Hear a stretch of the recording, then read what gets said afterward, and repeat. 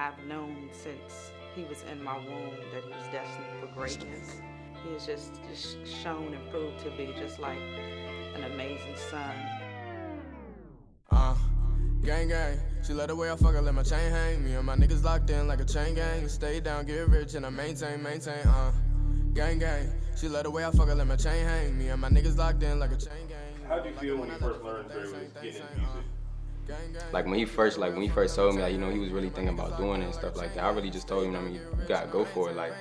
And like when I realized he had potential and like he could really do something, like I just kept pushing him. You feel me? Like I told him, like, like fuck what anybody else gonna say. Like it don't matter. You feel me? Like people gonna be people. Like if you got a passion for this and you got something you want to chase after, you gotta take that risk. You gonna lose the chance. You feel me? So, but I wasn't surprised because like I tell anybody, like that nigga is like somebody who's like, oh, everybody talking about, man, I ain't never done no backflip. Like it's the type of nigga who gonna get up, do a backflip in front of everybody, and it's like the first time bro ever did a backflip. So it's like he one of them type people, like he hop in some and he good type shit. But it's like he a creative too, so I wasn't shocked. I was more so, I was proud though that he took that leap of faith and like finding himself and finding his voice type stuff, finding his audience.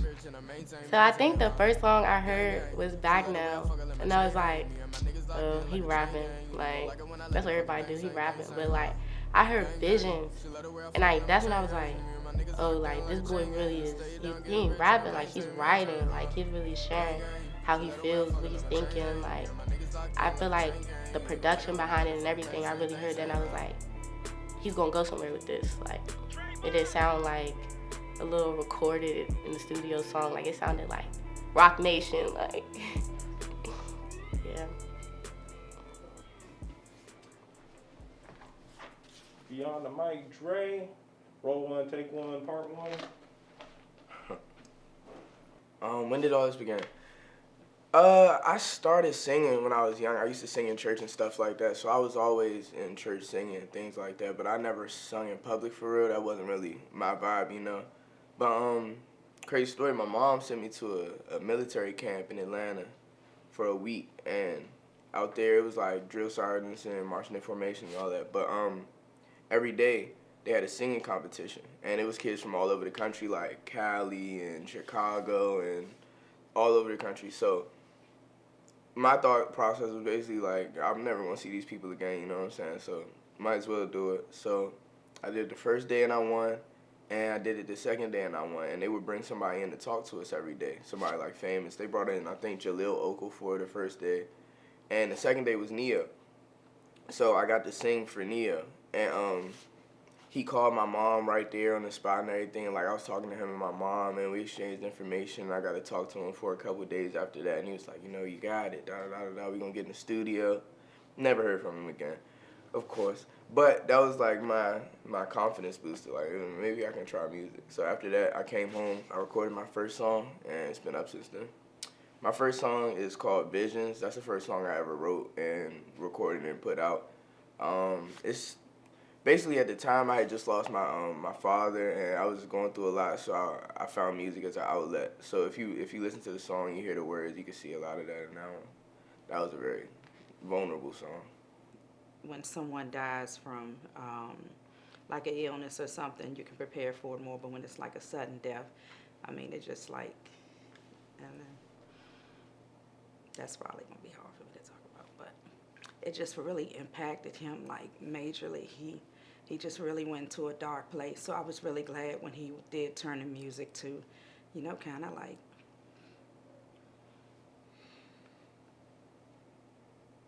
I'm sorry.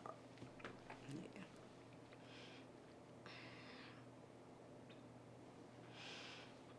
Okay. Yeah, his dad just had would have had his 50th birthday a couple of days ago. And then his dad actually was killed on July 30th, so it will be 3 years this month. So, like Ahmad said prior in his interview, he's been like experiencing so much, over the last few years with the loss of his brother, then his dad, and now his one of his closest friends, Trey. So, yeah, but I mean, with the music, he has had the opportunity to, express his emotions and just like, shine light on all that he's been through. So I'm truly proud of him. Every time I feel like quitting, something tell me keep going. Told the pops last night ain't say much, he just told me dream on, and he told me keep going. He ain't say much, he just told me keep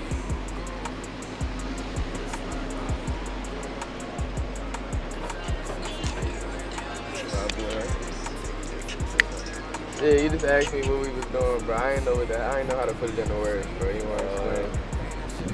Shit, so right now, since it's bro birthday, what we doing for real, we just laying down flowers, just appreciate him and everything. Shit, Trey was like, he the reason for all of this for real. So him and his pop, so we just honoring our brother today. So that's for real, that's all we doing right now. More people about to pull up, wait for the rest of the gang and everything. So yep. Nah, you was saying Bob really brought people together, bro. So I'm telling you, you about to see a lot of love out here. Oh yeah, you about to see all love. Like, it's a big family. It's a big family. You about to see all love. Yeah. Small world. Nah, for real. Trey being the folks, so you know what I'm saying? It's gonna be a whole lot of love out here. Nah, man, take yourself. Yeah, make the first lap. Oh, Kenzie just got out. Can I work? Kenzie just got out. Kenzie, come in. Oh, she got a T-bun? Yeah. Yeah, make the first lap. The dog got all the way down, yeah. She look right at the time. I feel like, you know what I'm saying, there's no hero without a story. I've been experiencing loss for a long time, and it's been very spread out, but at the same time, not very spread out. It's kind of like every time I was getting over one, I would come to another. It's also helped me just like with like perseverance and things like that, and just learning how to keep moving forward and finding the positives in situations, trying to learn from everything that I go through, good and bad, positive and negative, just like take something out of every experience. So we are here because y'all know him as Bobby, Trey, Robert Burwell III. He passed away 9 months ago. 9 months ago, right? And today is his birthday. It is Trey Day. For all the fans who never knew what 7399 was, you're welcome. So we're just going to celebrate him. He's forever 21. You'll never look at the store the same again. And yeah, we're just going to do it up for my man. Yes, sir. Yeah. Y'all can come on up. Like a month, no, it was a couple months before Bobby passed. Me and him had a conversation, and it's not really a memory, but he challenged me to wake up every morning, and before I touch my phone, when I open my eyes, thank God, like just for waking up or whatever have you, like talk to him.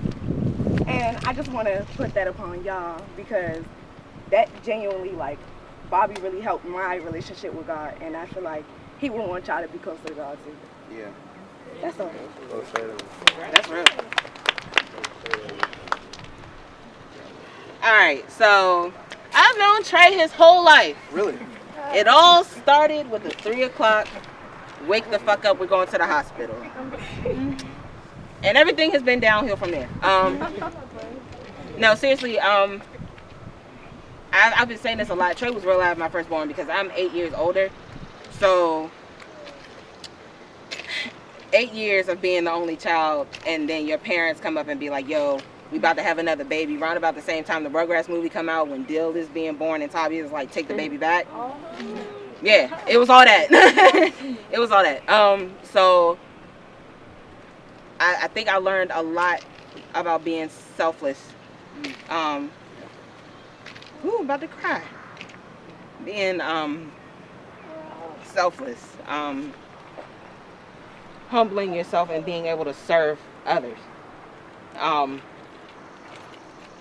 Trey was there literally for everybody's everything. No matter what the fuck. No matter what time. He was there. If it was a concert and you ain't had no family coming, he was there. If it was something as small as that. He give you his last, the jacket off his back, the shirt off his back, whatever the fuck he had. He stopped for all the homeless people in DC who aren't really homeless. They're just millionaires on the side of the road. He stopped for all of them. $5, $10, whatever he had in the car, just because my dad used to do it. So I give credit, because I mean, Wouldn't be no Trey Day without my dad. So respectfully, they're next to each other. It's fine.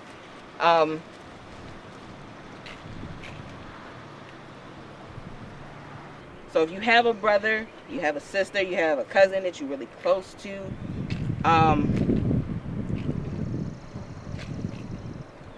don't let that be whatever you said to him last time. If you're mad at him, whatever, don't let it be something negative that you said the last time. Don't let it be something that you can't take back. Don't let it be something that can be resolved with a conversation. I've never had that issue with Trey. I fought with Trey literally one time in his 21 years, and I was pregnant, and he was probably drunk. So it just went bad on both ways. I've never argued with him. The last thing Trey texted me was, "What do you want from McDonald's?" That man never made it to McDonald's. That's just what it is. I don't drive down Suitland Parkway. I'm sure some of y'all don't either. You rather... That's because I was bugging him that whole night. Because again, new baby, and you're pumping and shit, and you like, I need a snack, but ain't shit in the house. So you're like, Trey, since you out, bro, why don't you just go ahead and hit up McDonald's? And I told him to ask my mother what she wanted, and he said, okay. That was the last conversation. Okay? Because Trey wasn't always mature. Trey stepped up a lot when our dad died, and that was cool. He stepped up even more so because my son doesn't have a father. And not because he's an ain't shit nigga. He's dead too, but he stepped up. So those 3 o'clock, what the fuck, why are you crying? Trey walks in and gets baby, know what I mean? I appreciate shit like that. I've always appreciated the little shit, the random I love yous, the Apple pay me $100 and I'll give you the cash when I get home because y'all youngins are discreet like that. It's the little stuff. I'm sorry that when he died, it didn't cross my mind because I'm a stalker. I saw where he was. It didn't cross my mind to sincerely get up and go where he was to get him or anything like that. It just didn't. Because in my head, he's good. He's always covered. I am sorry that some of you guys lost your best friend. You know, some of you guys had an extended brother. My cousins, uncle, and I'm sorry that you have to speculate what the fuck happened because nobody knows. I'm sorry for all the people that were there and they pulled the car out. I'm sorry if you saw pictures of said car. I don't think anybody deserves to go out like that. Especially not somebody as genuine as that. Somebody as humble as that. Somebody that literally had everybody's follow-up, you know what I mean? And I don't have the answers for you. You would think, Melanie knows something. Melanie knows nothing. I don't know what happened. And if I did, I would gladly tell y'all so y'all could rest easy knowing that it was something better than what you thought it was. I just don't have it. Oh, I got this shit. Anybody else? Y'all got a favorite song? Yes. Oh my God. I got one. What's up? So we used to be at Doobie House like every day. Every day was a Saturday. Messing with Bobby, like every day was Saturday. You walk in the house, tap the bottle, bro, tap the bottle. We like, dang, like, all right. Jamila started coming around. She was like, oh my gosh, I'm gonna start your fan club. I love it. Oh, you were president of my fan club? Yes, that was what I was known as. Yes, President. El Presidente. What's your favorite song, El President? So it started off as Icon. Icon just, it's something that I listened to it today, actually. Yep. But I honestly like Symptoms because I begged him to drop Symptoms. As soon as I begged him. Every time I saw him, I was like, you have to drop the song. I need it. So it's Symptoms, definitely.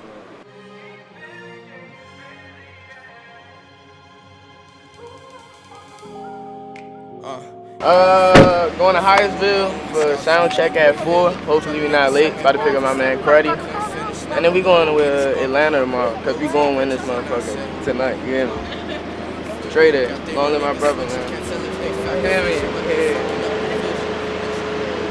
I feel like beyond the mic, like Ahmad is, he misunderstood, and I feel like music gives him an outlet, like, you know what I mean, to explain himself to his peers, to his people, you know what I mean, everything. So I mean, beyond the mic, I think Brad really has a story. I think a lot of people overlook what he may like have within himself beyond the music, but like beyond the music, like brothers, he good people, like, you know what I mean, he really got potential just aside from music, just in general, like being a creative, being different type shit. Like he one of the first people that I met where it was like, nah, like bruh's different, and it's a height to be different type shit. Cause like I kind of feel like that too. Like, you know, you don't never really fit in type stuff.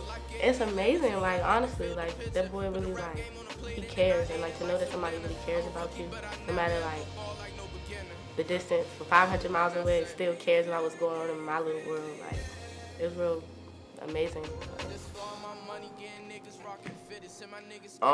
What do you guys have to look forward from me? I would say the best is yet to come. That's the best way I could put it, because I wouldn't want to give y'all a rundown and anything not happen. So lots more visuals, more music, more well-produced music, well-written music, you know what I'm saying? I'm growing as an artist every day I'm growing, so I just want my supporters to, you know what I'm saying, see the growth and be able to grow with me. And as I, you know what I'm saying, bring in more people to support the vision, I just want everybody to see, like, I'm getting better, so y'all can keep rocking with me, you know what I'm saying? I'm not going to stay the same, I'm not going to keep doing the same thing. So yeah, just progress, motivation, and growth.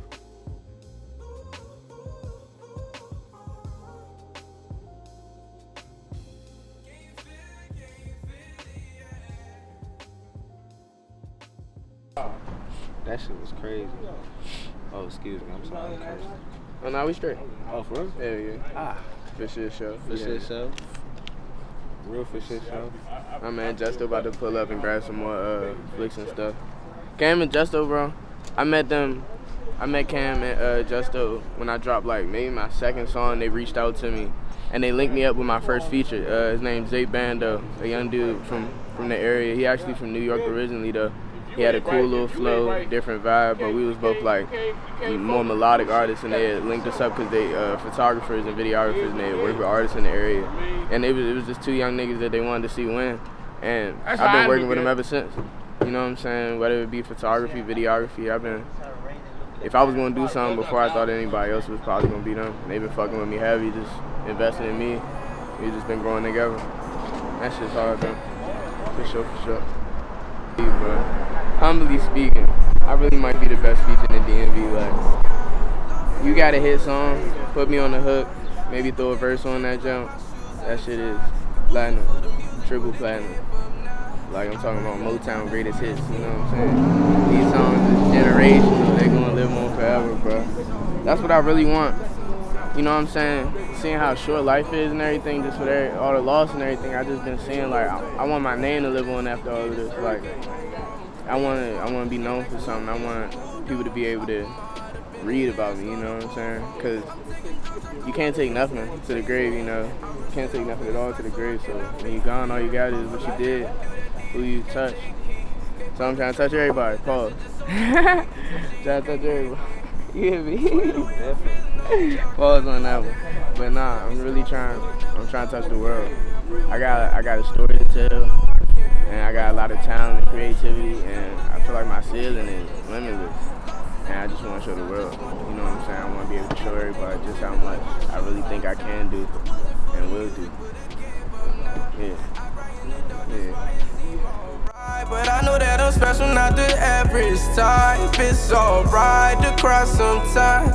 Gonna be okay, gonna be fine. No nigga, you can't walk a mile in my shoes. You can do the things I do the way I do and still can't do them how I do. Scars under my tattoos, been praying, waiting, patient. Know one day I'm gonna make it, but that shit way overdue. Nowadays coming soon. Nigga wonder how I did it, where I'm going, ain't no limits. Might just take it to the moon, yeah. Try to tell you how I feel, you probably wouldn't understand. When I'm down, I close my eyes and look up to God, put my head in the sky. Losses after losses, I just wonder why. People think I'm tripping like my shoes untied. If it wasn't for the music, would've gave up now. I cry in the dark, that's why it seem alright. But I know that I'm special, not the average type. It's alright to cry sometimes. Gonna be okay, gonna be fine, yeah. Tonight,